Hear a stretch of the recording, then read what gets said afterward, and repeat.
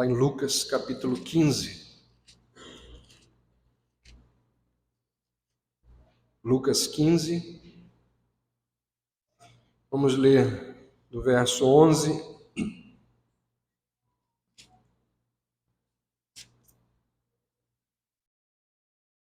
até o verso 20, até o verso 19. Certo homem tinha 2 filhos. O mais moço deles disse ao pai: Pai, dá-me a parte dos bens que me cabe. E ele lhe repartiu os haveres. Passados não muitos dias, o filho mais moço, juntando tudo que era seu, partiu para uma terra distante e lá dissipou todos os seus bens, vivendo dissolutamente. Depois de ter consumido tudo, sobreveio àquele país uma grande fome, e ele começou a passar necessidade. Então ele foi e se agregou a um dos cidadãos daquela terra, e este o mandou para os seus campos a guardar porcos. Ali desejava ele fartar-se das alfarrobas que os porcos comiam, mas ninguém lhe dava nada. Então, caindo em si, disse: Quantos trabalhadores de meu pai têm pão com fartura e eu aqui morro de fome? Levantar-me-ei e irei ter com meu pai e lhe direi: Pai, pequei contra o céu e diante de ti. Já não sou digno de ser chamado teu filho. Trata-me como um dos teus trabalhadores. Ainda, continuando. Levantando-se, foi para o seu pai. Vinha ele ainda longe quando seu pai o avistou e, compadecido dele, correndo, o abraçou e beijou. E o filho lhe disse: Pai, pequei contra o céu e diante de ti.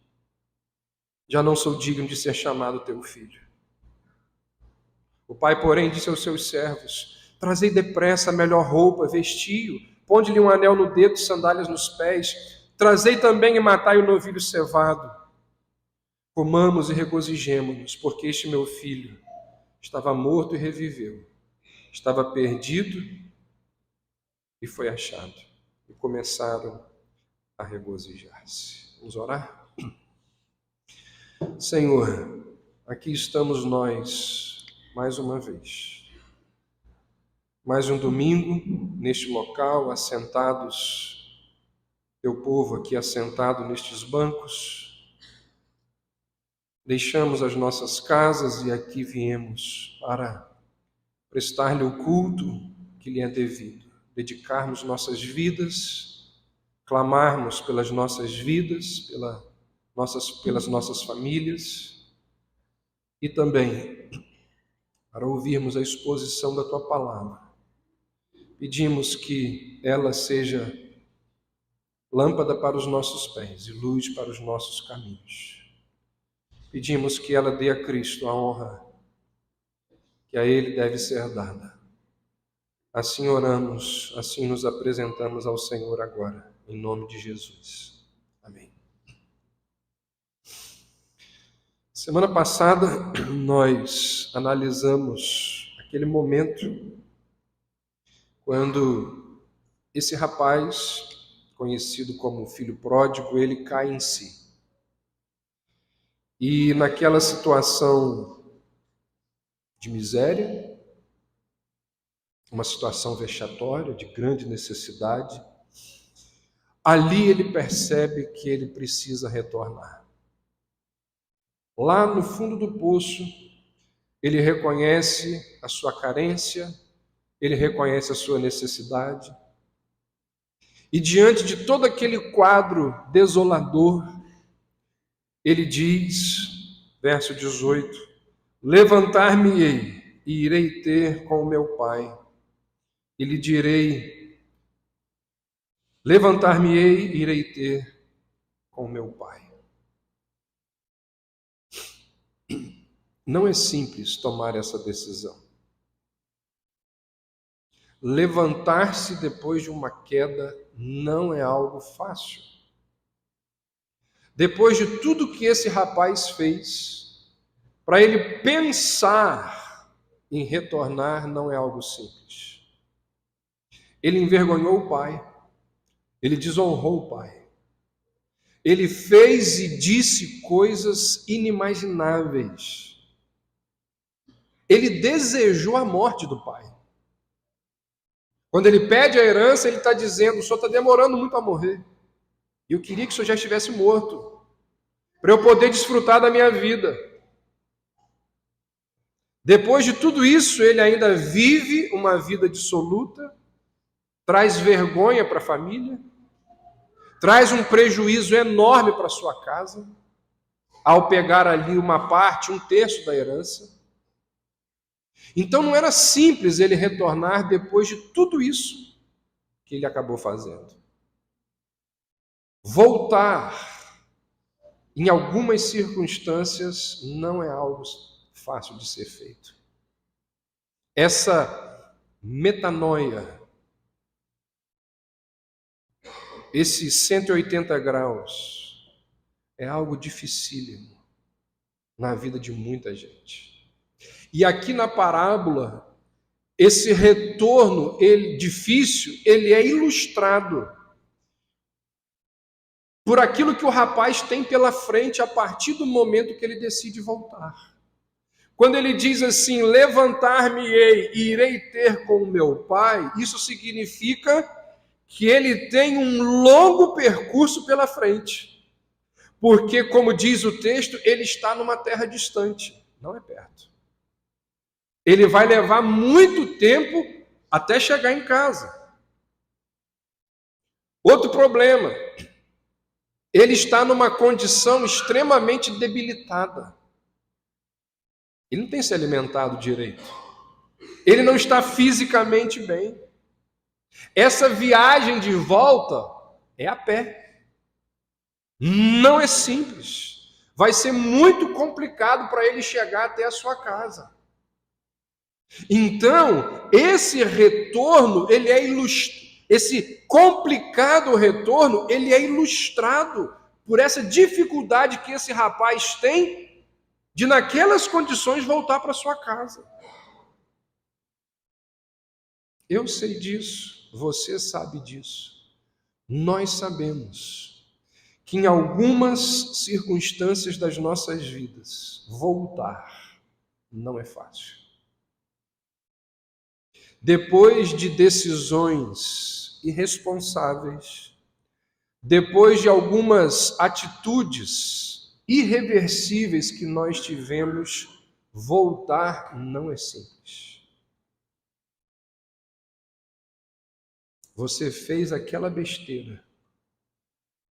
Voltar, às vezes, em algumas circunstâncias, é até impossível. Apesar de toda dificuldade, aquele rapaz, ele se levantou, ele persistiu, ele perseverou, ele prosseguiu, e ele estava disposto a enfrentar o escárnio dos vizinhos, ele estava disposto a enfrentar as acusações do irmão, a vergonha dos parentes, ele está disposto a enfrentar tudo isso. Por quê?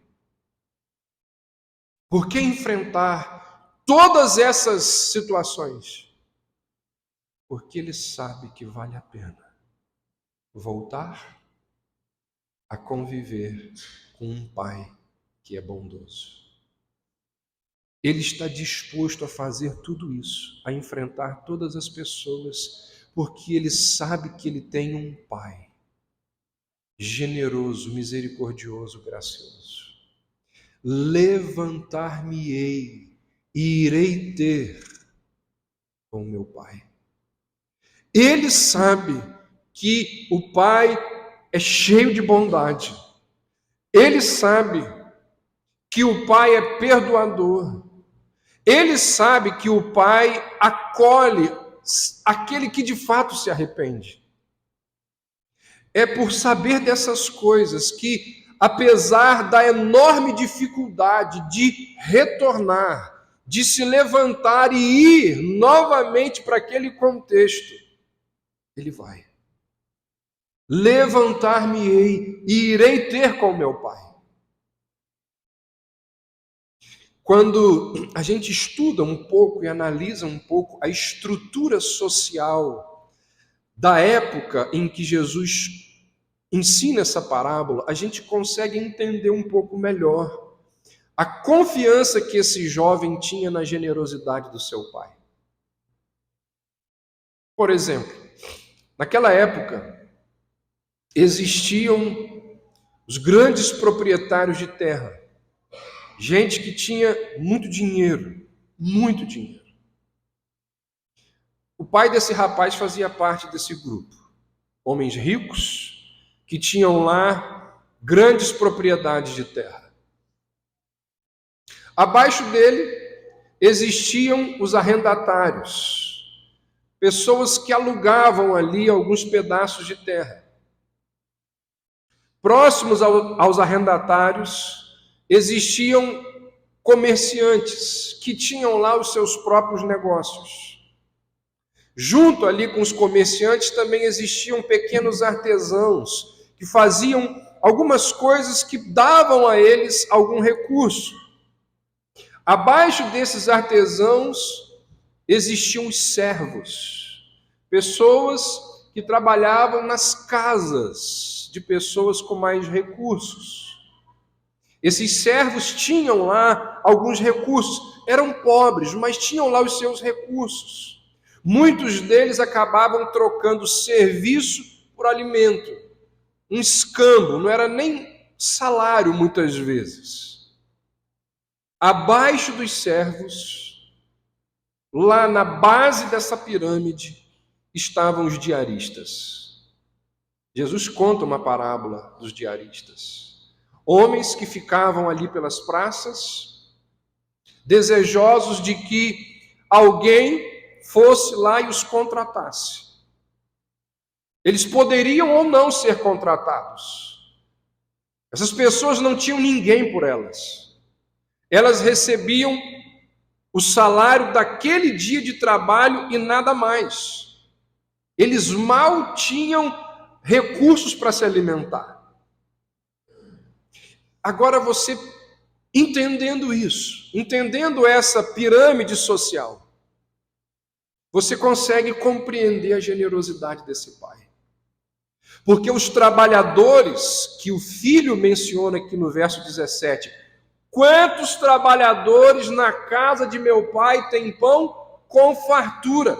Esses trabalhadores eram os diaristas. Quando você olha no original, o texto diz, eram aquelas pessoas que trabalhavam pelo dia. Eram aqueles contratados apenas para o serviço de um dia. Não significa que ele teria serviço amanhã, depois de amanhã. E esse jovem diz, quantos diaristas na casa do meu pai têm pão com fartura? O pai não era obrigado a dar esse alimento para os diaristas. E ele está aqui lembrando a bondade e a generosidade desse pai, do pai dele, com todas as pessoas que estão à sua volta. Ele sabe disso. O filho sabe disso. Lá no meio dos porcos, passando necessidade, ele se lembra. Ele diz, olha, o diarista, aquele que nem tem como se alimentar direito. Lá na casa do meu pai, ele come com fartura. E eu aqui passando necessidade. Ele sabe que o pai dele é alguém que concede, que oferta mais do que é necessário. Ele sabe que esse homem é alguém que vai além do seu dever.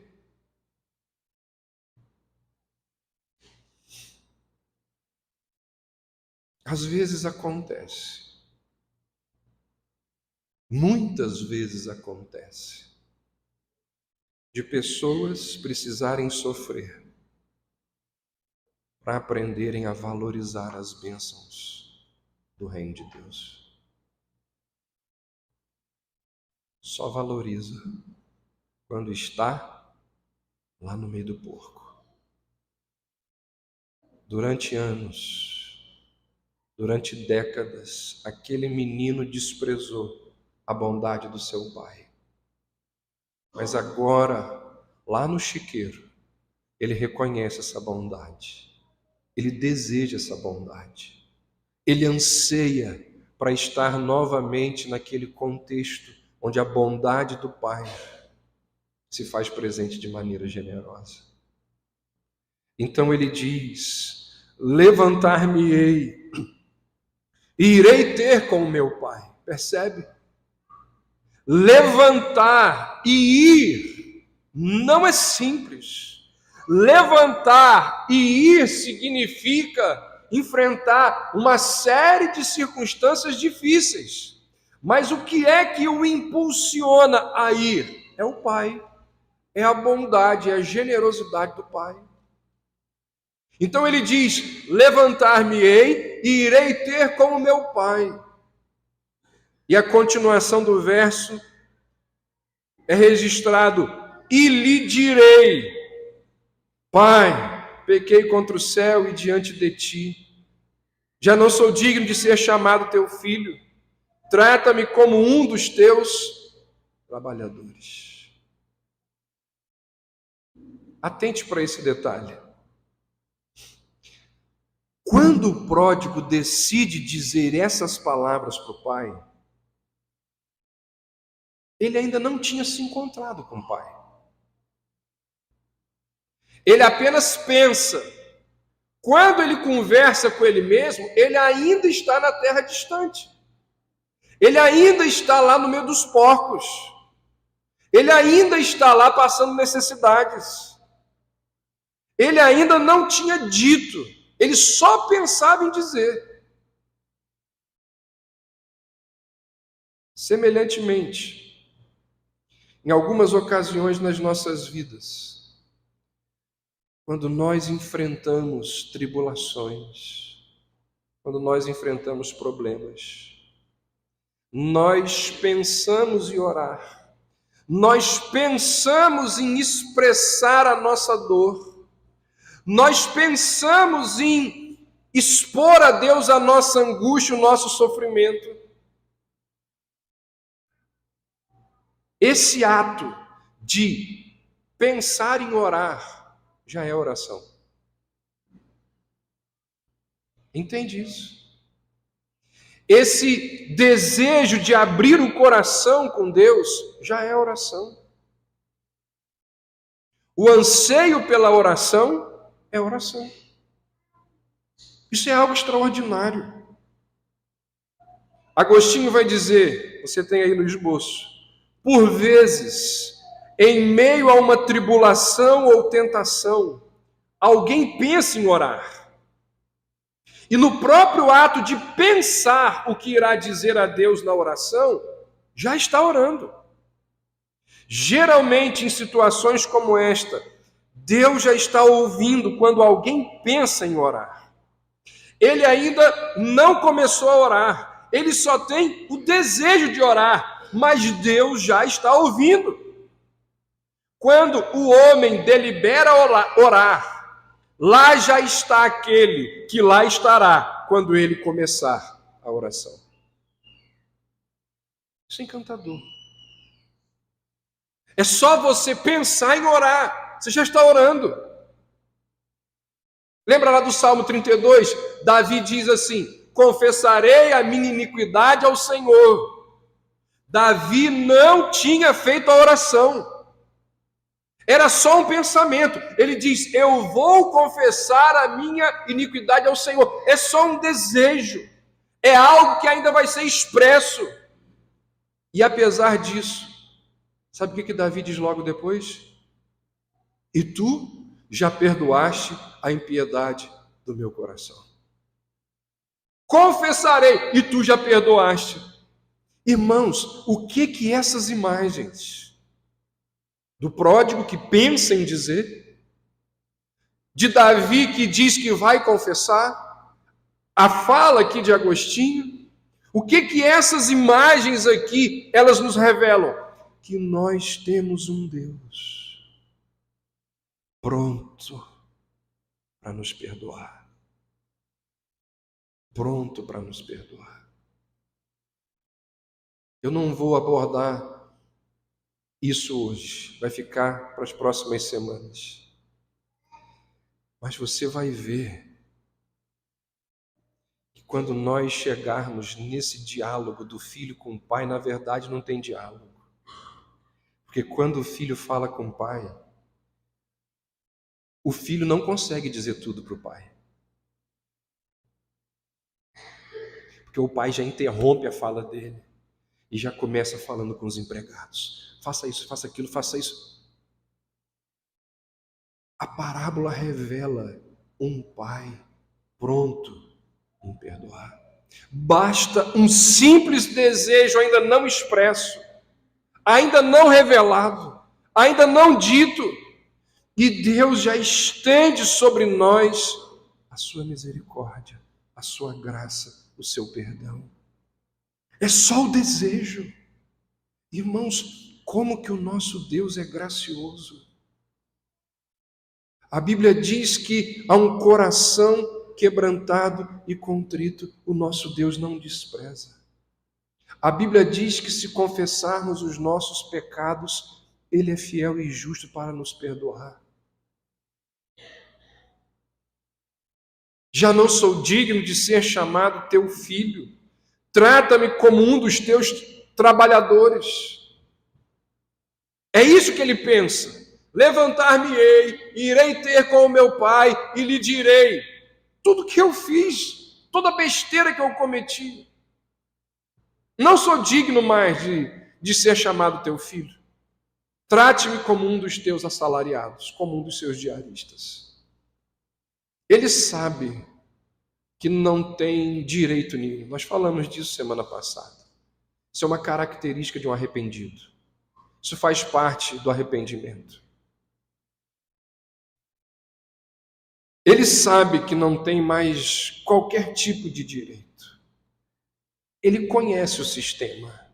Esse rapaz sabe que aquilo que ele fez não tem perdão. Esse rapaz sabe que ele não tem como apresentar desculpas. A única coisa que, de acordo com o esquema ali das coisas daquela sociedade na qual ele cresceu, a única coisa que ele poderia fazer é chegar lá e dizer assim: pelo menos deixa eu trabalhar.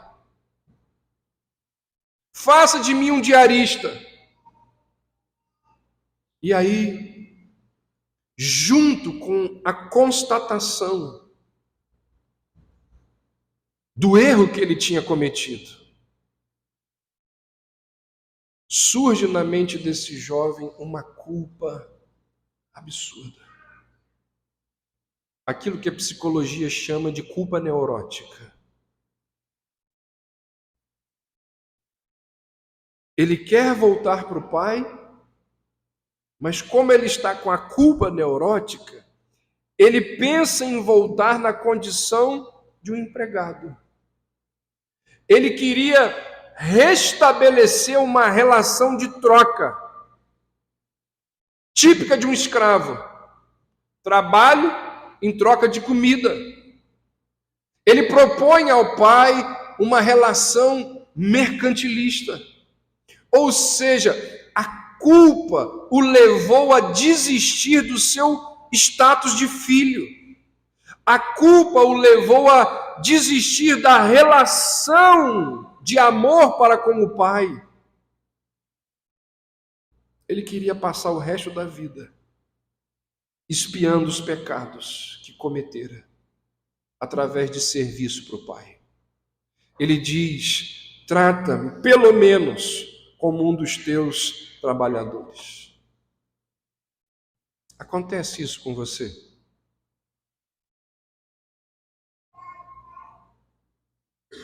Essa é a tendência natural de uma pessoa carregada de culpa. A pessoa peca, fica com a consciência pesada e tenta purgar os seus pecados com ações, com desempenho, com boas obras, que são feitas não por amor, mas pela culpa que vai corroendo o seu coração. Quem que nunca se deparou com um cristão cheio de culpa, porque fez um monte de coisa errada? Alguém que vira e diz assim: não, agora, a partir de agora, no próximo ano, eu vou me dedicar à obra do Senhor. Quando a culpa passa, as promessas também. As promessas desaparecem junto com a culpa. Ué, mas você não tinha dito? Mas acontece, porque a culpa sumiu. Muita gente faz um monte de coisas na igreja, para o reino de Deus, em casa, nas relações, movido por culpa. É o que está acontecendo com esse jovem. Depois de tudo que ele aprontou, com a mente culpada, ele vira para o pai e diz: eu não sou mais digno de ser chamado teu filho. Deixa eu ser pelo menos um empregado. É a verbalização da culpa.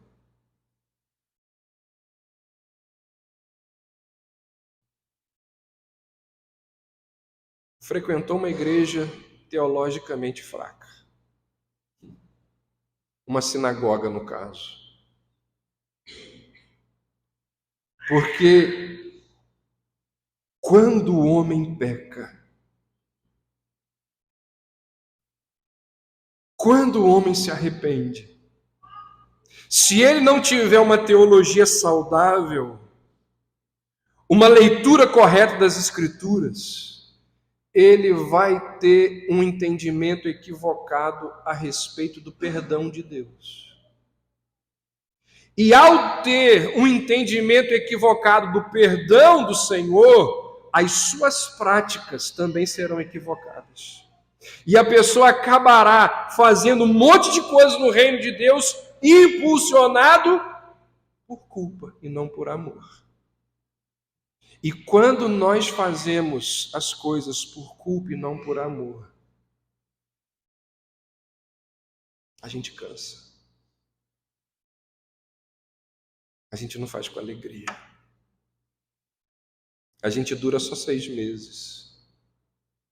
E depois a gente começa a dar justificativas para sair, para abandonar. Culpa é algo muito sério. Por causa da culpa, aquele menino pensa em olhar para o pai como um patrão. Por causa da culpa, aquele menino não consegue conceber a ideia de que ele poderia ser filho novamente.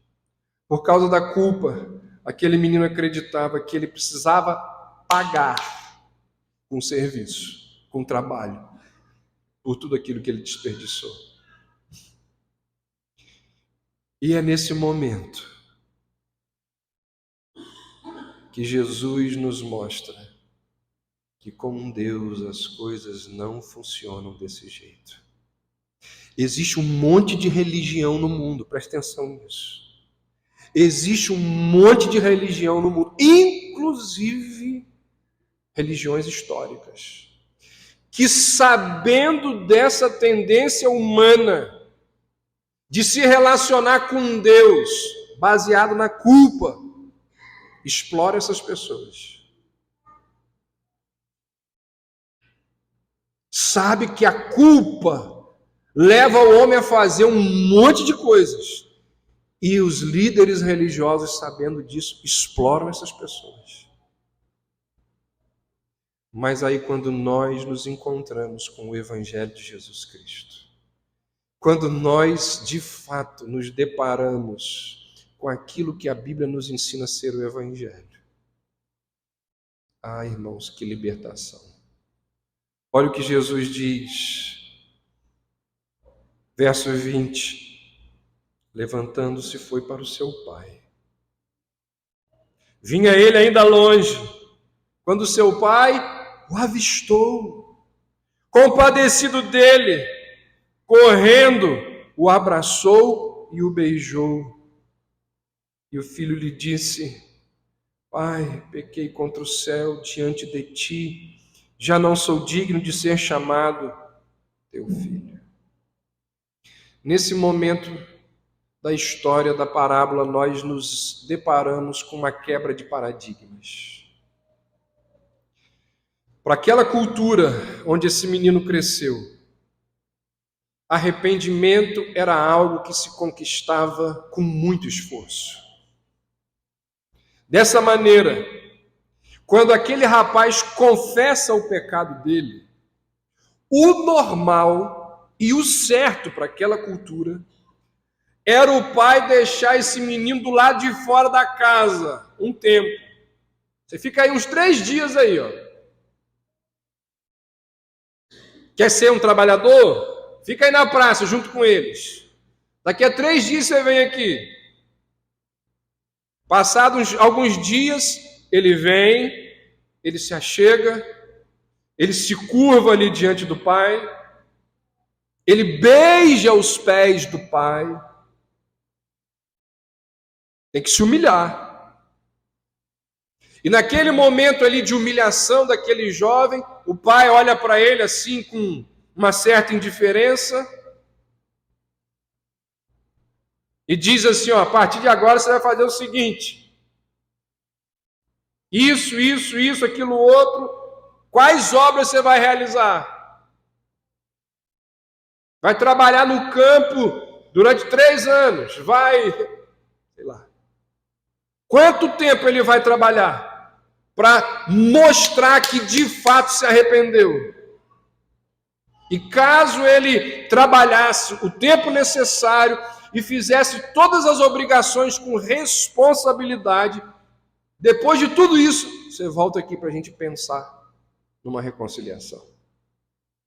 Irmãos, isso era ensinado todos os sábados nas sinagogas.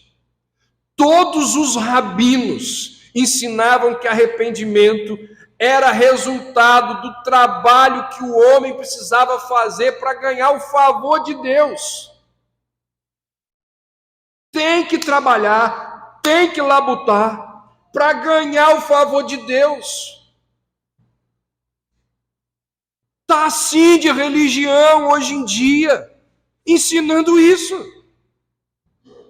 Você tem que guardar o sábado. Você tem que guardar os mandamentos. Você tem que, senão você não é salvo. Não é graça. É obra. É desempenho. É força. Os rabinos diziam: uma pessoa está arrependida, quer ser restaurada por Deus, trabalhe, se esforce, labute, tem que se esforçar. Qual foi o grande problema do apóstolo Paulo quando chegou ali na região da Galácia? Por que ele escreve aos Gálatas? Porque existiam judaizantes que estavam dizendo ali para os Gálatas que salvação, o que era? Graça mais obras, graça mais desempenho. Tem que se esforçar. Era assim que as coisas aconteciam naquela época. Todos sabiam disso. Aí aparece Jesus e conta essa história. E diz que aquele pai, depois de tudo que aquele menino fez, ele perdoa, sem exigência de reparação. Ele perdoa sem nenhuma bronca. Ele perdoa sem expor o rapaz à vergonha. O texto diz que quando ele ainda estava longe, seu pai o viu, seu pai teve compaixão, correu a ele, o abraçou, o beijou.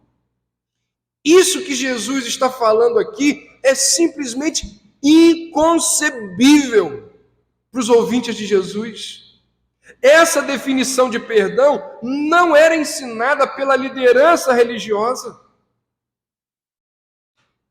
Se você sabe, se você lembra, no início aqui do capítulo 15, que tem 3 parábolas, Jesus está contando essas parábolas para quem? Para os fariseus.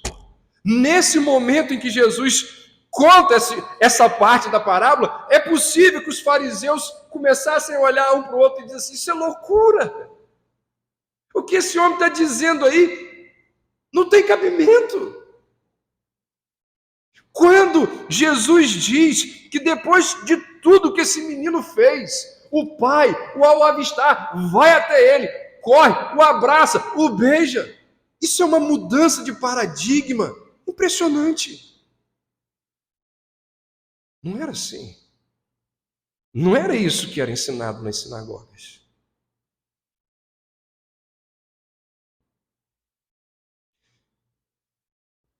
Mas deixa eu dizer uma coisa para você.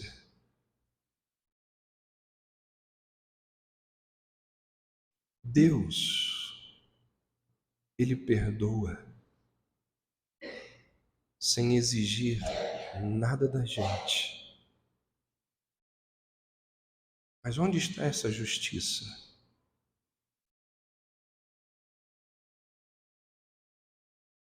O mais velho vai falar disso. O mais velho vai falar: isso não é justo não, pai. Isso não está certo. E de fato, isso não é justo. Mas você sabe por quê que o pai perdoou aquele menino sem nenhuma exigência de reparação, sem nenhuma bronca, sem cobrar nada dele? Você sabe por quê que o pai perdoou aquele menino sem exigir nada dele? Porque o pai exigiu do filho lá no Calvário. Não houve nenhuma bronca, porque a bronca caiu lá no Calvário. Não houve nenhuma exigência de reparação, porque Jesus acertou todas as contas lá na cruz. O rapaz não é exposto à vergonha, porque na cruz Jesus foi exposto ao ridículo. O rapaz nada sofre, porque Cristo sofreu por ele. Por que nós somos perdoados, irmãos? Sem que Deus exija nada de nós. Porque Deus exigiu tudo de Jesus Cristo. É por isso que Ele é o nosso Salvador. É por isso que esse rapaz pode voltar para casa e não enfrentar absolutamente nada.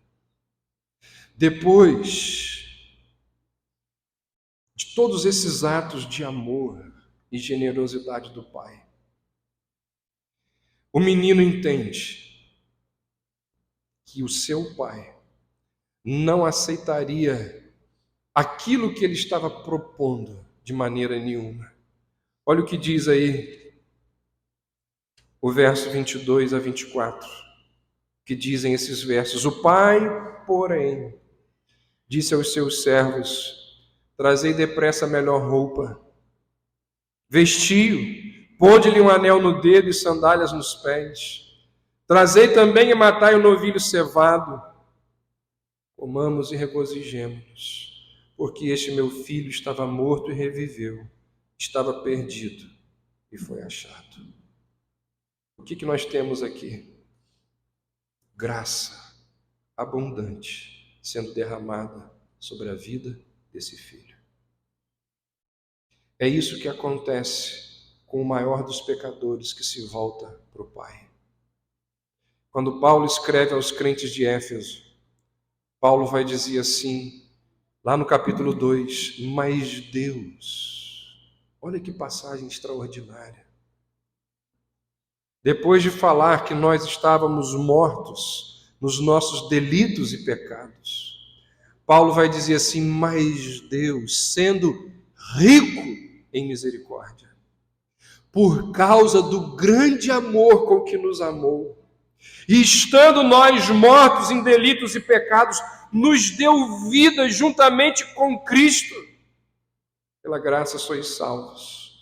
E juntamente com ele nos ressuscitou e nos fez assentar nos lugares celestiais em Cristo Jesus, para mostrar nos séculos vindouros a suprema riqueza da sua graça em bondade para conosco em Cristo Jesus.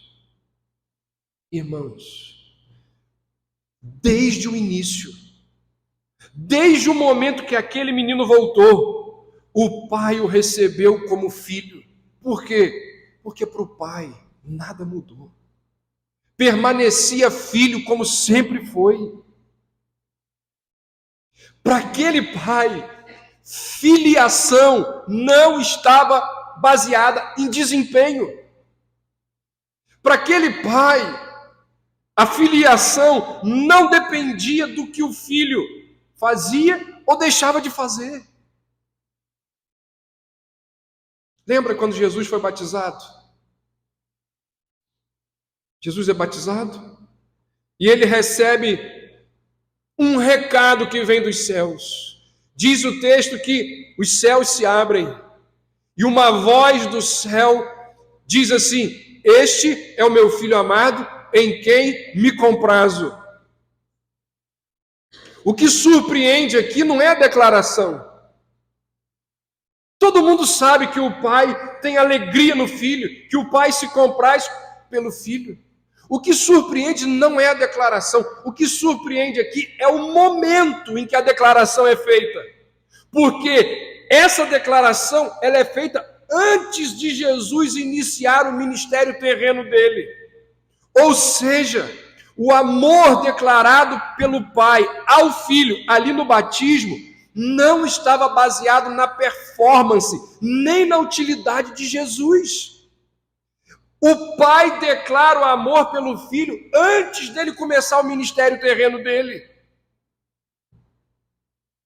Não é baseado em performance, não é baseado em trabalho.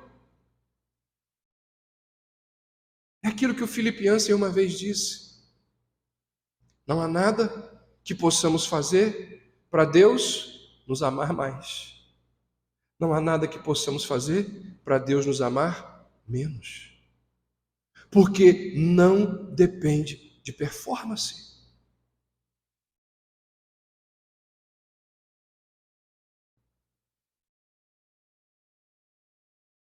Alguém uma vez disse que o filho, esse mais novo, chega para o pai e diz assim: pai, pequei diante de ti, já não sou digno de ser chamado teu filho, fiz um monte de coisa errada, estou devendo um monte de coisa ao Senhor. Aí daqui a pouco vem o mais velho e diz exatamente o contrário: há tantos anos que te sirvo, nunca transgredi uma única ordem tua, sempre fiz tudo certinho. Aí o pai vira para o mais novo, que diz que estava devendo um monte de coisa, e diz assim: filho, eu não acumulo, eu não vou computar débitos. E quando aparece o mais velho dizendo que ele faz um monte de coisa, ele diz: eu não levo em consideração créditos. Para um ele diz: eu não me relaciono com você na base do débito. Com outro ele diz: eu não me relaciono com você na base do crédito. A relação de Deus, do Pai, com os filhos é sempre na base da graça. Não é o desempenho. Significa que a gente pode viver de qualquer jeito? Esse não é o meu ponto aqui. É o amor do Pai, que celebra o que nós somos independentemente do que fazemos ou deixamos de fazer. Qual é a mãe, qual é o pai que aqui está, que deixa de amar o seu filho por algo que o filho fez ou deixou de fazer? Não depende do filho. O pródigo desperdiça a herança e mesmo assim ele continua sendo amado pelo pai. Olha que interessante, caminhando para o fim. O texto nos permite fazer essa comparação. O filho expressa o arrependimento dele ao pai através de 3 frases. Pai, pequei contra o céu e contra ti.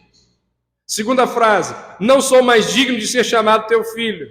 Terceira frase, trata-me como um dos teus trabalhadores. Aí aparece o pai, que demonstra o amor dele através de 3 ações simbólicas. Roupa no corpo, anel no dedo e sandália nos pés. A morte de um novilho cevado e a celebração da festa pelo retorno do filho.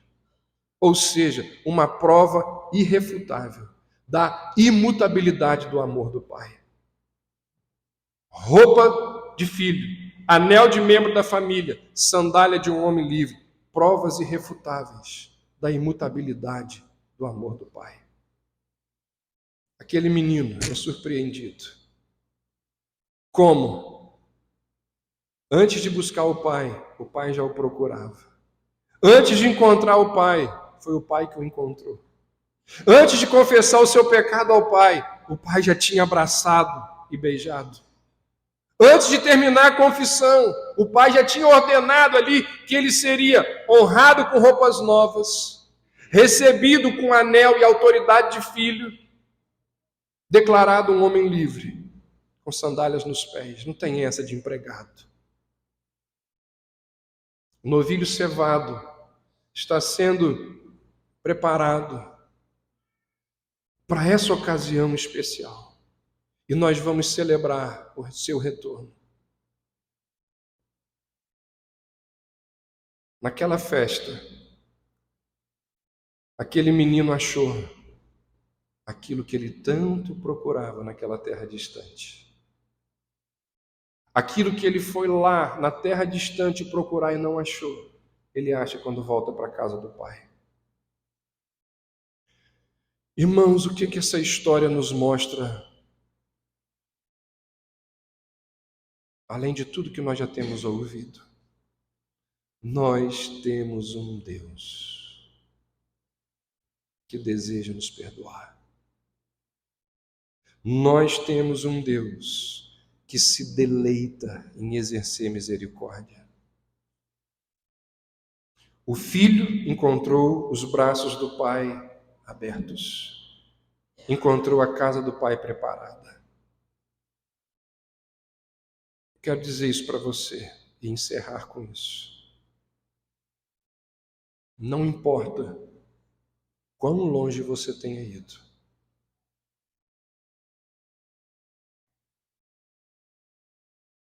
existe amor, existe bondade, existe compaixão esperando por você. Retorne. Levantar-me-ei e irei ter com meu Pai. Se esse é o seu caso, clame ao Senhor, ore a Ele. Lembra, só o desejo de orar já é orar. Só o desejo pelo desejo já é desejo. E quando eu falo essas coisas aqui, eu não estou pensando em gente que é incrédula, não. Até porque eu olho aqui para o auditório, acho que quase todos vocês são membros de igreja. Eu digo a você que é membro da igreja. Às vezes você tem trilhado por caminhos que o tem levado para longe da casa do Pai, do aconchego, da comunhão. E voltar pode significar tomar algumas atitudes que não são fáceis. Mas eu quero garantir para você, baseado no que dizem as Escrituras, há um Pai te esperando, pronto para oferecer-lhe perdão. E viver perto da casa, perto do Pai, na casa onde se nasceu e viveu, é muito melhor do que viver lá na terra distante no meio dos porcos. Que Deus use essa mensagem, como tantas outras que você tem ouvido, para te estimular a se levantar e a voltar. Que Deus o ajude na sua tomada de decisão. Que a vida que tem te sacolejado seja um instrumento do Senhor, junto com essa mensagem, para fazê-lo levantar e retornar para o Senhor. Vamos orar? Ó Deus, que a Tua palavra possa alcançar aqueles corações que estão longe do Senhor.